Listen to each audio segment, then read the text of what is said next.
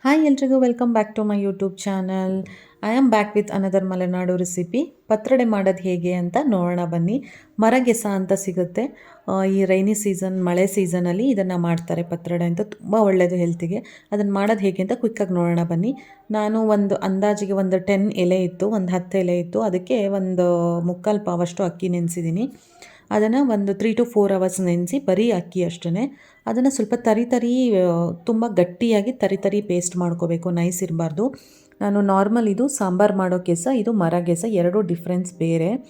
ಎರಡೂ totally different. ಎಷ್ಟೊಂದು ಜನ ಸಾಂಬಾರು ಮಾಡೋ ಕೆಸದಲ್ಲಿ ಪತ್ರೊಡೆ ಮಾಡ್ತಾರೆ. ಬಟ್ ನನಗೆ ಗೊತ್ತಿರೋದು ಮರ ಗೆಸದಲ್ಲಿ ಪತ್ರೊಡೆ ಮಾಡಬೇಕು. ಮರ ಗೆಸ ಅಂದರೆ ಮರದಲ್ಲಿರುತ್ತೆ. ಅದು ಈ ರೈನಿ ಸೀಸನಲ್ಲಿ ಮಾತ್ರ ಸಿಗೋದು, ಎಲ್ಲ ಟೈಮಲ್ಲಿ ಸಿಗೋಲ್ಲ. ಅದನ್ನು ಹೀಗೆ ಸಣ್ಣದಾಗಿ ಫೋಲ್ಡ್ ಮಾಡಿಕೊಂಡು ಕಟ್ ಮಾಡ್ಕೋತಾ ಇದ್ದೀನಿ. ನೀವು ಶೇಪ್ ಹೇಗೆ ಬೇಕಾದರೂ ಕಟ್ ಮಾಡ್ಕೋಬೋದು. ಅದು ನಿಮಗೆ ಇಷ್ಟ ಬಂದಾಗೆ ಕಟ್ ಮಾಡ್ಕೊಳ್ಳಿ. ನನಗೆ ಈ ಥರ ಬೇಕು ಅಂತ ಕಟ್ ಮಾಡಿ, ಇದು ದೊಡ್ಡದಾಯಿತು ಅಂತ ಹೇಳಿಬಿಟ್ಟು ಇನ್ನೂ ಸಣ್ಣದಾಗಿ ಕಟ್ ಮಾಡ್ಕೋತಾ ಇದ್ದೀನಿ ಪುಟ್ಟಕ್ಕೆ. ಸೊ ಮಿಕ್ಸ್ ಮಾಡೋಕ್ಕೆ ಈಸಿ ಆಗುತ್ತೆ ಅಂತ ಹೇಳಿಬಿಟ್ಟು ನಾನು ಅಕ್ಕಿ ಏನು ಹೇಳಿದ್ದೆ ನೆನೆಸಿದ್ದು, ಅದಕ್ಕೆ ಏನೂ ಆ್ಯಡ್ ಮಾಡಿಲ್ಲ. ಚೆನ್ನಾಗಿ ವಾಶ್ ಮಾಡಿ ತರಿ ಪೇಸ್ಟ್ ಮಾಡ್ಕೊಂಡಿದ್ದೀನಿ. ಅದಕ್ಕೆ ಈ ಎಲೆನ ಹಾಕಿ ಮಿಕ್ಸ್ ಮಾಡ್ಕೋತಾ ಇದ್ದೀನಿ ಅಷ್ಟೇ. ಚೆನ್ನಾಗಿ ಮಿಕ್ಸ್ ಮಾಡ್ಕೋಬೇಕು. ಒಂದು ಸ್ವಲ್ಪ ಸಾಲ್ಟ್ ಹಾಕಬೇಕು. ಅದಕ್ಕೆ ಸಾಲ್ಟ್ ಹಾಕಿಬಿಟ್ಟು ಮಿಕ್ಸ್ ಮಾಡ್ಕೋಬೇಕು ಚೆನ್ನಾಗಿ. ನೋಡಿ, ಹಿಟ್ಟು ಅದು ಈಕ್ವಲ್ ಕ್ವಾಂಟಿಟಿ ಇದ್ದರೆ ಓಕೆ. ಸ್ವಲ್ಪ ಜಾಸ್ತಿ ಹೆಚ್ಚು ಕಮ್ಮಿ ಆದರೂ ನಡೆಯುತ್ತೆ. ಸ್ವಲ್ಪ ಸಾಲ್ಟ್ ಹಾಕಿ ಚೆನ್ನಾಗಿ ಮಿಕ್ಸ್ ಮಾಡ್ಕೊಳ್ಳಿ. ಆಮೇಲೆ ನೀವು ಸ್ಟೀಮರಲ್ಲಿ ಅದನ್ನು ಬೇಯಿಸ್ಕೋಬೇಕಾಗತ್ತೆ. ಇಡ್ಲಿ ಮತ್ತು ಕಡುಬು ಎಲ್ಲ ಏನು ಮಾಡ್ತೀರಾ ಸ್ಟೀಮರ್, ಅದರಲ್ಲಿ ನಾನು ಬಾಳೆ ಎಲೆ ಹಾಕಿ ಮಾಡ್ತಾಯಿದ್ದೀನಿ. ಬಿಕಾಸ್ ಫ್ಲೇವರ್ ಕೂಡ ಚೆನ್ನಾಗಿ ಬರುತ್ತೆ ಆ್ಯಂಡ್ ಕಟ್ ಮಾಡೋಕ್ಕೆ ತೆಗಿಯೋಕ್ಕೆ ಕೂಡ ಈಸಿ ಆಗುತ್ತೆ ಅಂತ ಹೇಳ್ಬಿಟ್ಟು ಬಾಳೆ ಎಲೆ ಇತ್ತು, ಅದಕ್ಕೆ ಯೂಸ್ ಮಾಡಿದ್ದೀನಿ. ಇಲ್ಲ ಅಂದರೆ ದರ್ ಇಸ್ ನೋ ಪ್ರಾಬ್ಲಮ್. ನೀವೇನು ಅವೈಲೇಬಲ್ ಇದೆ ಅದನ್ನು ಯೂಸ್ ಮಾಡ್ಕೋಬೋದು. ನಾನು ಅದು ಸ್ಟೀಮರಲ್ಲಿ ಬೇಯೋಕ್ಕೆ ಇಟ್ಟ ಮೇಲೆ ಮಸಾಲೆ ತೆಗಿಯೋಣ. ಸೊ ಇದಕ್ಕೆ ಕಾಯಿ ಒಂದು ಮುಷ್ಟಿಯಷ್ಟು ತೊಗೊಂಡಿದ್ದೀನಿ. ಈರುಳ್ಳಿ, ಬೆಳ್ಳುಳ್ಳಿ, ಶುಂಠಿ ಒಂದು ಸಣ್ಣ ಪೀಸು ಮತ್ತು ಹುಣಸೆ ಹಣ್ಣು. ಹುಳಿಗೆ ನೀವು ಯಾವ್ದು ಬೇಕಾದರೂ ತೊಗೋಬೋದು. ನಾನು ಹುಣಸೆ ಹಣ್ಣು ತೊಗೊಂಡಿದ್ದೀನಿ. ಕಾಯಿನ ಸ್ವಲ್ಪ ಪೀಸಸ್ ಇರೋದ್ರಿಂದ ತರಿ ಇದು ಮಾಡಿಕೊಂಡು, ಅದಕ್ಕೆ ಈರುಳ್ಳಿ ಹಸಿ ಏನು ಫ್ರೈ ಮಾಡಿಲ್ಲ. ಈರುಳ್ಳಿ, ಬೆಳ್ಳುಳ್ಳಿ ಏನು ತೋರಿಸ್ದೆ, ಶುಂಠಿ, ಖಾರ ಪುಡಿ, ಧನಿಯಾ ಪುಡಿ ಆ್ಯಡ್ ಮಾಡ್ತಾಯಿದ್ದೀನಿ. ನೀವು ಅದನ್ನು ಕ್ವಾಂಟಿಟಿ ನೋಡ್ಕೊಳ್ಳಿ, ಪೌಡರ್ ಎಷ್ಟು ಬೇಕು ಅಂತ. ಒಂದು ಸ್ವಲ್ಪ ಅರಿಶಿನ ಪುಡಿ ಹಾಕಿ ಪೇಸ್ಟ್ ಮಾಡ್ಕೊತಾ ಇದ್ದೀನಿ.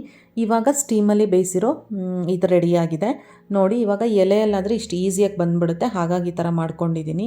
ಸ್ಟೀಮರಲ್ಲಿ ಏನು ಬೇಯಿಸ್ಕೊಂಡಿದ್ವಿ ಅದನ್ನು ಸಣ್ಣದಾಗಿ ಕಟ್ ಮಾಡ್ಕೋಬೇಕು. ಶೇಪ್ ಕೂಡ ನೀವು ಹೇಗೆ ಬೇಕಾ ಕಟ್ ಮಾಡ್ಕೊಳ್ಳಿ. ನಾನು ಸಣ್ಣ ಪೀಸಸ್ ಥರ ಕಟ್ ಮಾಡ್ಕೊಂಡಿದ್ದೀನಿ. ಅದು ಎಲೆ ಇರೋದ್ರಿಂದ ತುಂಬ ಗಟ್ಟಿ ಏನಾಗಲ್ಲ, ಸಾಫ್ಟಾಗಿ ಉದುರುತ್ತೆ. ಆಮೇಲೆ ಅದನ್ನು ಒಗ್ಗರಣೆ ಹೇಗೆ ಮಾಡೋದು ಅಂತ ನೋಡೋಣ. ಒಂದು ಬಾಣಲೆ ಇಟ್ಕೊಂಡು ಅದಕ್ಕೆ ಆಯಿಲ್ ಹಾಕ್ಕೋತಾ ಇದ್ದೀನಿ. ಅದಕ್ಕೆ ಎಣ್ಣೆ ಕಾದ್ಮೇಲೆ ಸ್ವಲ್ಪ ಸಾಸಿವೆ, ಆಮೇಲೆ ಈರುಳ್ಳಿ, ಒಣಮೆಣ್ಸಿನ್ಕಾಯಿ, ಕರಿಬೇವಿನ ಸೊಪ್ಪು, ಬೆಳ್ಳುಳ್ಳಿ ಇಷ್ಟು ಹಾಕ್ತಾಯಿದ್ದೀನಿ.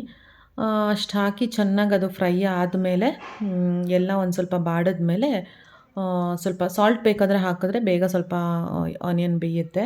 ಇಲ್ಲ ಅಂದರೆ ನೀವು ಹಾಗೆ ಫ್ರೈ ಮಾಡ್ಕೋಬೋದು. ಫ್ರೈ ಎಲ್ಲ ಆದಮೇಲೆ ನಾವು ಏನು ಖಾರ ತೆಗೆದಿದ್ವಿ ಅದನ್ನು ಹಾಕ್ಕೋಬೇಕಾಗುತ್ತೆ. ಬಿಕಾಸ್ ನಾನು ಮಸಾಲೆಗೆ ಏನೂ ಹುರಿದಿದ್ರೆ ನೀವು ಡೈರೆಕ್ಟಾಗಿ ಹಾಕ್ಕೋಬೋದು. ನಾನು ಹುರಿದಿಲ್ಲದೆ ಇರೋ ಕಾರಣ ಸ್ವಲ್ಪ ಆಯಿಲಲ್ಲಿ ಫ್ರೈ ಮಾಡ್ತಾಯಿದ್ದೀನಿ, ಹಸಿ ಸ್ಮೆಲ್ ಹೋಗೋಕ್ಕೆ.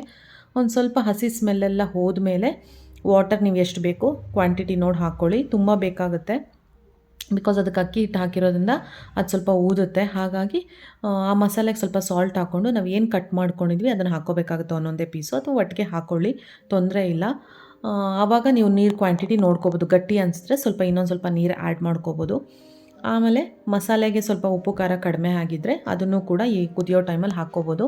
ಫುಲ್ ಚೆನ್ನಾಗಿ ಕುದ್ದು ಮಸಾಲೆ ಎಲ್ಲ ಎಳ್ಕೊಂಡು ಗಟ್ಟಿ ಆದಮೇಲೆ ಪತ್ರೊಡೆ ರೆಡಿ ಆಗುತ್ತೆ. ನೀವು ಅದನ್ನು ಟೇಸ್ಟ್ ಮಾಡ್ಬೋದು. ತುಂಬಾ ಚೆನ್ನಾಗಿ ಬಂದಿತ್ತು, ಸಕ್ಕತ್ತಾಗಿತ್ತು ಟೇಸ್ಟು. ಒಂದ್ಸಲ ಟ್ರೈ ಮಾಡಿ, ಪತ್ರೊಡೆ ಸಿಕ್ಕಿದ್ರೆ, ಎಲೆ ಸಿಕ್ಕಿದ್ರೆ. And thank you for watching this vlog. See you in the next vlog.